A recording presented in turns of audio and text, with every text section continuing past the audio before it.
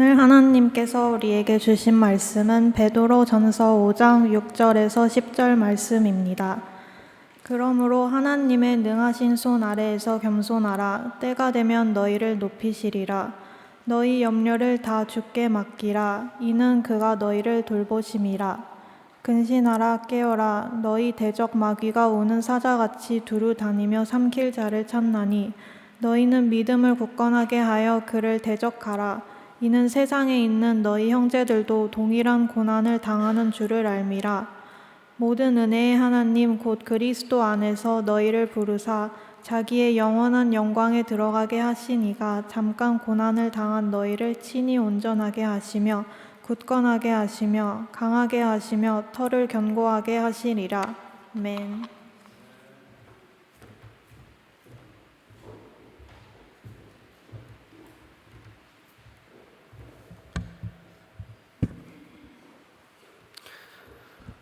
지난 주 가운데는 무더운 날 38도까지 기온이 올라가는 날이 있었지요. 이렇게 무더운 날씨 가운데도 우리가 이렇게 살아있고 또 주일날 교회로 올 수 있으면은 분명 우리를 붙드시는 하나님, 그 하나님께서 우리를 또한 인도하고 계시기 때문이라고 믿습니다.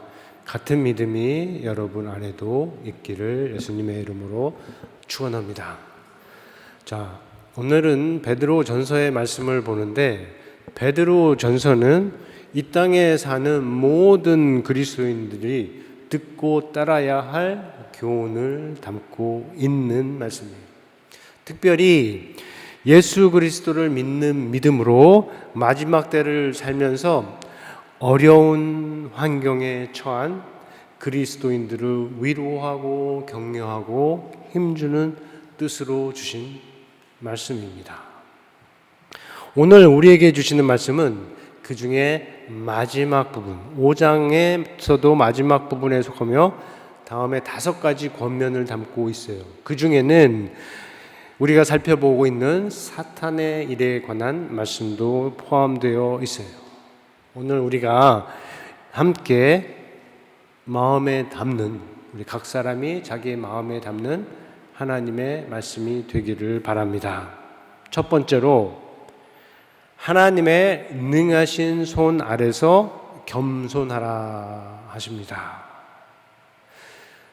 겸손이 무슨 대수인가? 마지막 때에 겸손이 어떤 의미가 있겠는가라고 사람들이 말할 수 있겠지만 우리는 겸손에 대해서 잘 생각해 보게 하는 말씀이에요.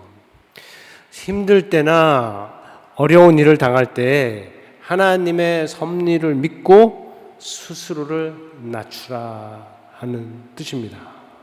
하나님은 그렇게 스스로를 낮추는 자들을 때가 되면 다시 높여주신다라고 말씀을 하시고 계십니다. 그런 면에서 겸손은 교만의 역사가 늘어나고 있는 세상에서, 교만한 사람들이 늘어나고 있는 세상에서 우리를 하나님의 백성으로 붙들어주는, 지켜주는 길이라고 말할 수가 있습니다.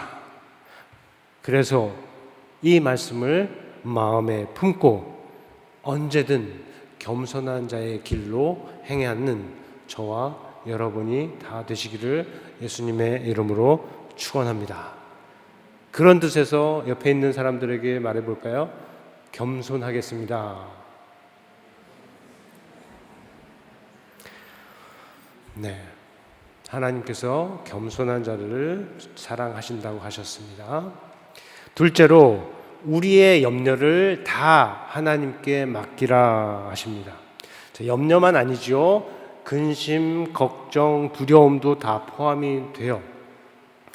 달리 말하자면 그런 것들을 다 스스로 감당하려고 하지 말라 하는 말씀이에요.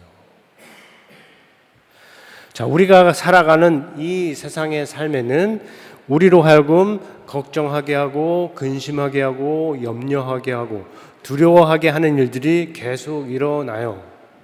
일반적으로 본다면 싸움, 전쟁, 범죄, 자연재해, 핍박, 박해, 환란 이런 것들이 있죠. 그런 일이 있으면 당연히 염려와 걱정이 일어나기 마련입니다.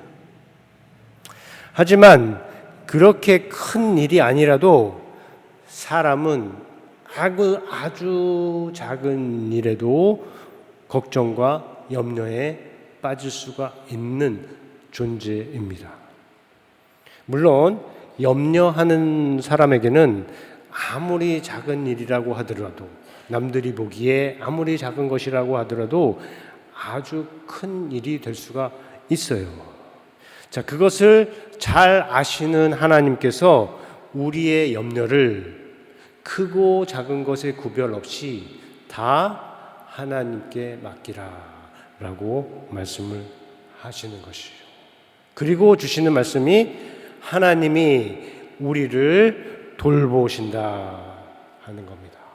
참으로 큰 위로와 힘이 되는 말씀이 분명합니다. 온 세상, 이 우주의 주인이 되시는 그 하나님께서 우리 모두를, 우리 한 사람 한 사람을 돌보신다, 아끼신다, 사랑하신다 하는 것이죠. 자, 우리는 모두 이 말씀을 정말로 그러하다고 믿고 마음에 품고 살아갈 수 있기를 바랍니다.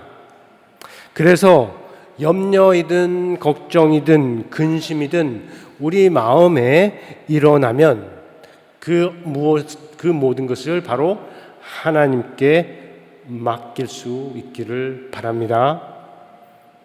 다시 한번 옆 사람에게 말해 볼까요? 맡기겠습니다. 네. 겸손하겠습니다. 맡기겠습니다. 잘 기억을 하세요. 셋째로, 근신하라, 깨어라 하십니다. 자, 우리의 대적 마귀가 우는 사자같이 두루 다니며 삼킬 자를 찾고 있기 때문이에요. 자, 사탄을 가리켜서 너희의 대적이라 하시는 것은 그가 하는 일이 모두 우리의 원수가 하는 일이기 때문에 그렇습니다. 우리의 원수가 누구입니까? 우리의 원수가 무엇입니까? 우리의 최선이 아니라 우리의 최악, 우리의 승리가 아니라 우리의 몰락을 원하고 그것에 맞춰 행하는 자이죠. 그래서 우리의 원수라고 하는 사탄이 우리를 어떻게 해요? 고발하고 공격하고 시험하고 유혹하고 이용하고 속이는 일들을 하는 것이에요.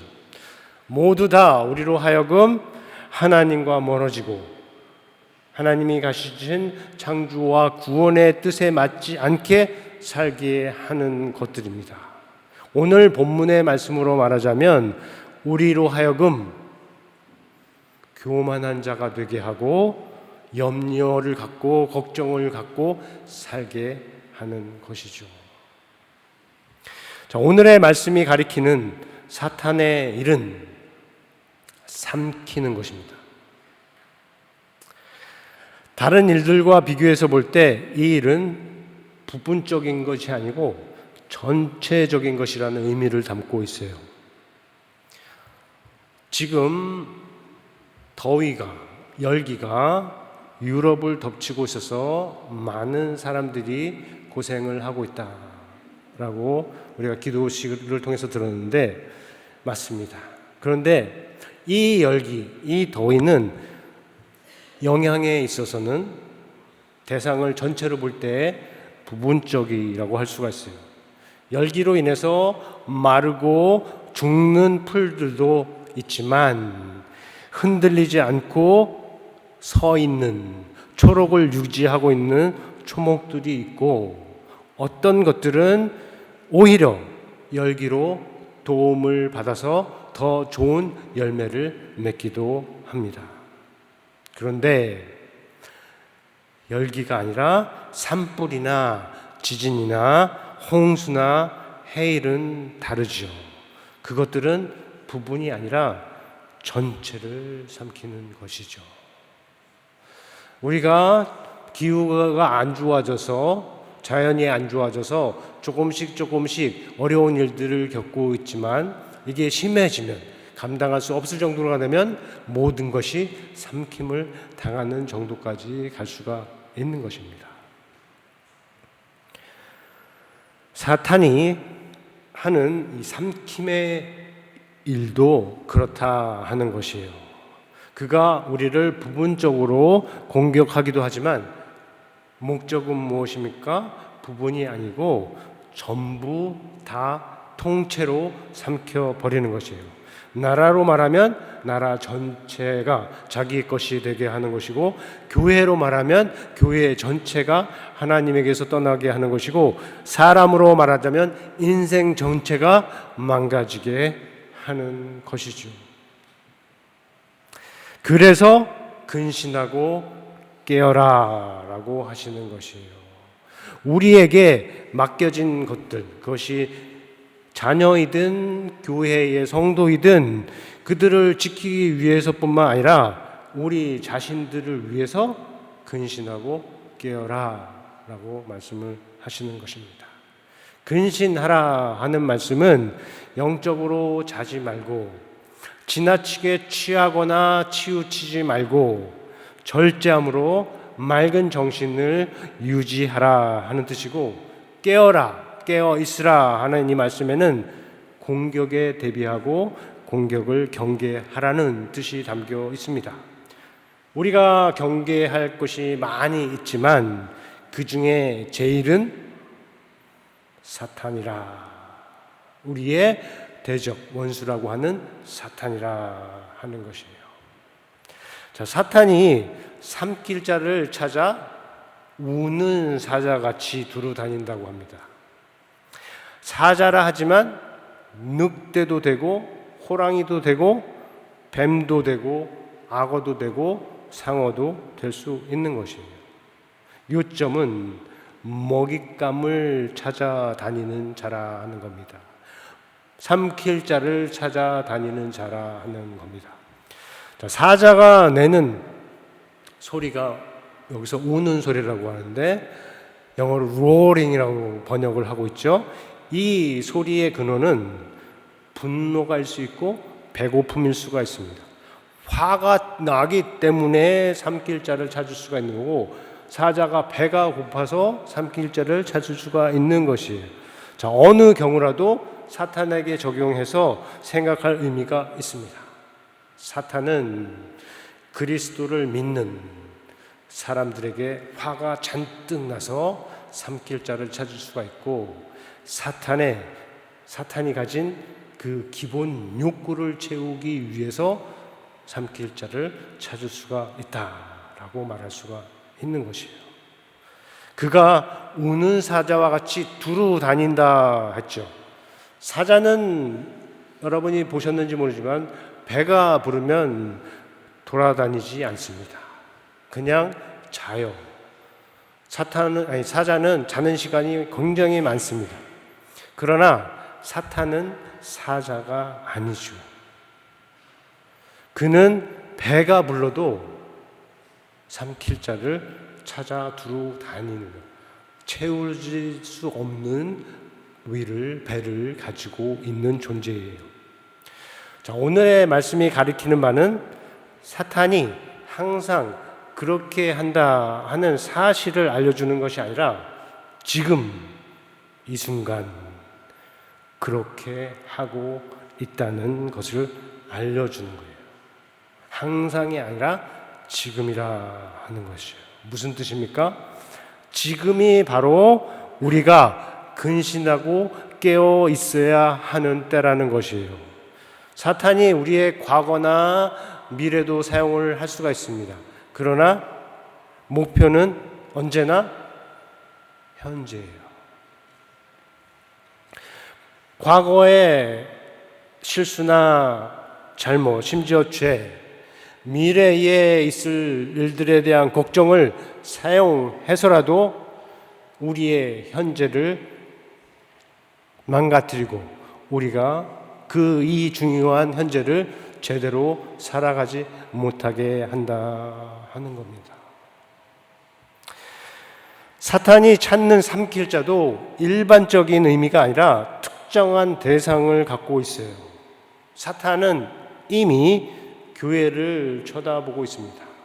믿는 자들을 다 살펴보고 있어요. 그런 면에서 물소대를 바라보고 있는 사자와 같아요. 사자의 무리가 아니면 사자가 물소대를 바라보고 있는 것 같아요. 그런데 그 사자는 물소대를 바라보지만 마음에 두고 있는 것은 물소대 전체가 아니죠. 그 중에 공격할 수 있는 물소인 겁니다. 약한 소, 상처 입은 소, 부상당한 소, 무리에서 벗어난 소, 공격을 할 수 있는 소를 찾는 거예요. 마귀가 삼키려 하는 자가 바로 그렇다 하는 것입니다. 잠자는 자, 취하는 자, 넘어지는 자, 상처 입은 자, 실망하는 자, 외로운 자, 공격할 수 있는 자들을, 기회를 보이는, 틈을 보이는 자들을 찾는다 하는 것이죠. 언제요? 지금 그렇다. 자, 이번에도 한번 옆에 있는 분들하고 나눠볼까요? 근신하고 깨어 있겠습니다. 근신하고 깨어 있겠습니다. 넷째로 주시는 말씀은 그러한 마귀를 대적하라입니다. 자, 마귀는 대적해야 할 원수라는 뜻이죠. 돌려 말하자면 우리가 대적하고 싸워야 할 원수는 다름 아니라 바로 마귀라는 겁니다. 사탄이라는 것입니다. 이 말씀을 우리가 잘 생각해야 할 이유가 있어요. 우리가 이미 살펴보았듯이 사탄이 일하는 통로는 많이 있는데 그 중에 사람이 있다고 했어요. 사탄이 사람들을 이용해서 우리를 고발하고 공격하고 시험하고 유혹하고 속이고 방해한다 하는 것이에요. 그런데 옛 언약에서는, 모세의 율법에 따른 옛 언약에서는 그 사람들이 바로 대적하고 죽여야 하는 원수예요. 그러나 새 언약에서는, 그리스도의 피로 세워진 새 언약에서는 사탄과 사람이 분명하게 구별이 돼요. 그래서 바울은 에베소 교회에 보내는 편지에서 우리의 싸움은 혈과 육에 대한 것이 아니라, 사람에 대한 것이 아니라 공중의 권세 잡은 자, 곧 마귀에 대한 것이라 라고 말씀을 전했습니다. 예수님도 사랑하는 제자를 향해서 사탄아 내 뒤로 물러가라 라고 말씀을 하셨지만, 그것은 베드로가 하는 일을 향해서 말씀을 하신 것이지 베드로 자신이 사탄이기 때문에 하신 말씀이 아닌 것이에요. 그러므로 우리도 사람과 마귀, 사람과 사탄을 구별할 줄 알아야 합니다. 우리가 대적할 것은 사탄이지 사람이 아니라 하는 것이에요. 사탄은 지금도 옛 언약의 방식을 따라서 우리로 하여금 사탄의 일을 하는 형제나 자매, 가족 구성원이라도 미워하게 해요. 대적하게 합니다. 하지만 예수의 영이신 성령은 그리스도의 피로 세워진 새 언약을 따라서 형제나 자매가 아니라 그들로 하여금 마귀의 일을 하게 하는 그 사탄을 미워하고 대적하게 하는 것입니다. 사람은 원수라도 미워하지 않고 용서할 수 있는 것이 복음의 가르침이라 하는 것이죠. 다섯째로, 우리 각 사람에게 주시는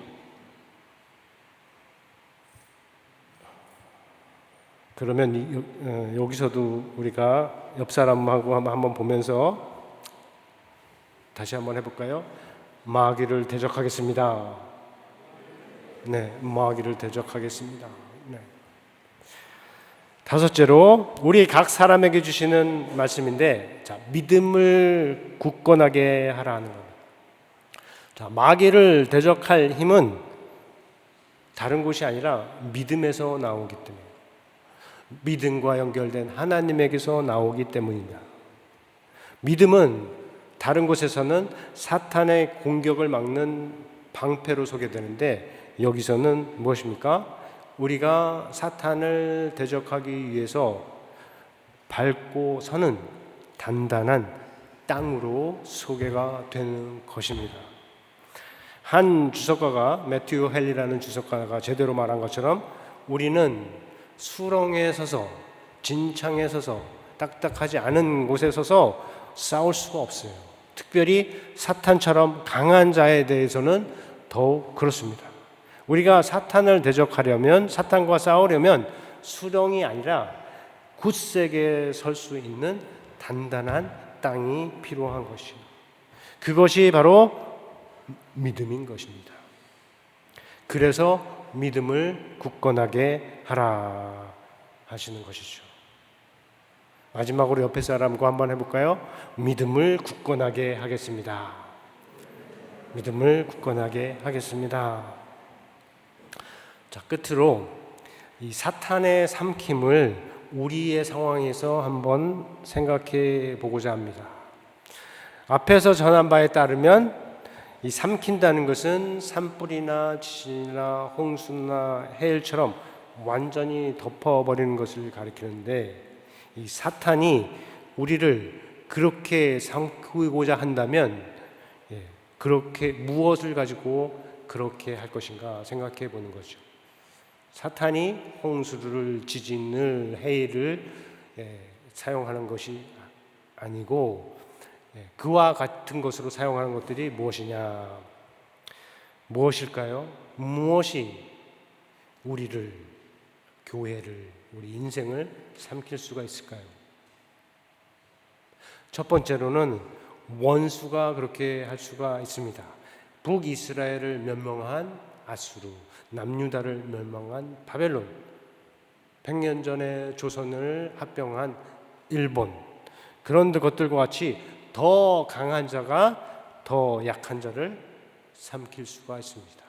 더 강한 나라가 더 약한 나라를, 더 강한 사람이 더 약한 사람을 삼킬 수가 있는 것이 세상의 이치입니다. 그리고 미움, 분노, 시기, 질투, 염려, 걱정, 두려움, 욕정 같은 것들이 삼킬 수가 있어요. 그런 것들은 누구나에게 찾아올 수 있는 것들인데 제대로 통제되지 않으면 산불이나 해일처럼 우리를 삼킬 수가 있는 겁니다. 성경에서 보면 가인이 분노와 미움에 삼킴을 당했습니다. 사울은 시기와 질투에 삼킴을 당했습니다. 다윗은 욕정에 삼킴을 당했습니다. 그리고 히스기야는 두려움에 삼킴을 당했습니다. 그리고 그들과 같이 삼킴을 당하며 범죄를 경하는 경우들이 이 세상에는 참으로 많습니다. 그런데 그런 것들이 우리도 삼킬 수 있다는 것이 우리가 생각해 보아야 할 적용점이라는 겁니다.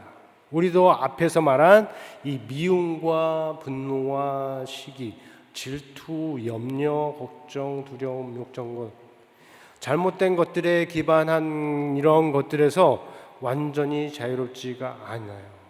그것들이 우리를 언제든지 덮칠 수 있고 우리를 삼킬 수 있다 하는 겁니다. 그렇죠? 그러므로 마귀를 대적하는 하라는 오늘의 말씀에는 우리 안에 일어나는 이 부정적인 감정들과 부정적인 욕구들이 우리를 삼킬 정도가 되지 못하게 하라 하는 뜻도 담겨 있는 것입니다. 그 뜻에 따라서 우리는 누구든지 그런 것들을 잘 다스리고 우리 중에서는 아무도 그런 것들에 삼킴을 받는 일이 없어야 할 것입니다. 우리가 누구입니까? 여러분이 누구입니까? 우리는 죽음의 권세를 이기시고 사람들을 삼키는 사망이 승리 안에 삼킴을 당하게 하신 예수 그리스도의 사람들입니다. 믿으시나요? 그러면 옆에 있는 분들에게 한번 얘기해 볼까요? 나는 그리스도인입니다. 이 아이덴티티가 우리 안에 확실하게 있기를 바랍니다. 세상은 그렇게 그거를 원하지 않고 마귀는 우리가 그것을 잃게 만들려고 노력하지만 우리는 우리가 누구인지 분명하게 아는 사람이 되기를 바랍니다. 그런 뜻에서 오늘 10절에 있는 말씀이 저와 여러분 모두에게 주시는 하나님의 축복의 말씀이 되기를 바랍니다. 그리스도 안에서 우리를 부르사 자기의 영원한 영광에 들어가게 하게 하신 모든 은혜의 하나님께서 끊임없이 우리 안에 부정적인 감정과 악한 욕구를 일어나게 하는 세상에 살고 있는 우리를 친히 온전하게 하시고 굳건하게 하시고 강하게 하시고 털을 건고하게 해 주시기를 우리 주 예수 그리스도의 이름으로 축원합니다. 우리 들을 말씀 생각하면서 우리 말씀을 마음에 거두겠습니다.